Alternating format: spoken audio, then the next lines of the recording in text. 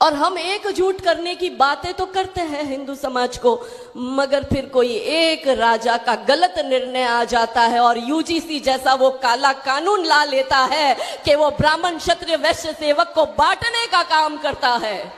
ये अधर्म है। मैं नहीं जानती धर्म क्या है अधर्म क्या है। मैंने तो जो गीता जी में श्री कृष्ण भगवान ने सिखाया वो धर्म और अधर्म को मैं मानती हूं बहुत सिंपल लैंग्वेज में। तो ये अधर्म है। वो जब अर्जुन ने कहा भगवान से कि मैं कैसे द्रोणाचार्य को मारूं, वो तो मेरा अपना गुरु है, मैं कैसे मारूं इन मेरे भाइयों को, ये तो मेरे सारे भाई है, और मैं कैसे मारूं अपने भीष्म पितामह को, मेरे पिता महा है। तो कृष्ण भगवान ने उत्तर दिया, कृष्ण भगवान ने कहा कि तू जिस द्रोणाचार्य को अपना गुरु बता रहा है, जब उसी के बच्चे अधर्म कर रहे और वो उसको रोक नहीं रहा है तो वो भी अधर्मी है। जिस भीष्म पितामह को तू अपना पितामह कह रहा है, वो भीष्म पितामह ने आंखें बंद कर दी थी जब तेरा भाई दुर्योधन जांगा ठोक कर कहता था द्रौपदी को कि आके बैठ मेरी जांगा पर, वो चुप था। और ये तेरे भाई वो तो चीर हरण कर रहे थे। तो भगवान ने अर्जुन से कहा कि ये सारे अधर्मी हैं और अधर्म पर मौन रहकर जो मात्र निहारे जाते हैं, द्रोण हो, भीष्म हो, कर्ण हो, सब मारे जाते हैं, सारे मारे जाएंगे। हम भी अगर यूजीसी जैसा काला कानून आता है और अगर हम मौन हैं तो हम भी अधर्मी हैं।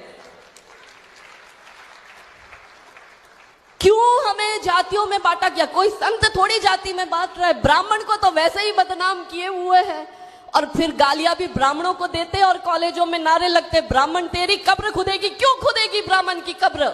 तिलक तराजू और तलवार इनको मारो, जूते चार, क्यों जूते मारे हमें?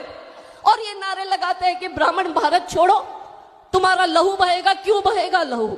ये हमें बांटा कौन जा रहा है? आज जब हम इस सभागार में एकत्रित हुए तो यहां से ये प्रण लेकर जाए कि मिलकर पत्र लिखे प्रधानमंत्री को कि आप अगर देश का सच में भला चाहते हो तो ये कॉलेज यूनिवर्सिटी में होने वाले छात्र संघ के चुनावों पर रोक लगाओ, क्योंकि पॉलिटिक्स ने तो वैसे ही बर्बाद कर दिया देश को, मगर जो हमारा देश का भविष्य है, जो भावी पीढ़ी है, जो छात्र है, वो 18 वर्ष का होते ही 19वें वर्ष में जैसे ही कॉलेज में पैर रखता है, आप उसको चुनाव की आग में झोंकते हो।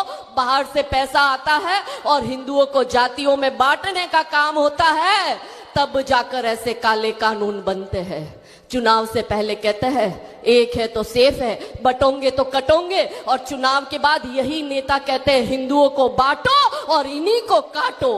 ये नहीं चाहते कि हिंदू समाज एक होकर रहे, संगठित होकर रहे, क्योंकि इन्हें पता है कि अधर्मियों से लड़ने के लिए तो हिंदू समाज एक होकर लड़ लेगा, मगर हिंदू समाज जब एक होगा तो मजबूत हो जाएगा। तो फिर हम नेता जब अपनी मन मर्जी का करेंगे तो ये हिंदू समाज हमारे सर पर चढ़कर बोलेगा। तो इन हिंदू समाज को बोलने लायक नहीं रखना, इसलिए हिंदुओं को जातियों में डिवाइड कर दो।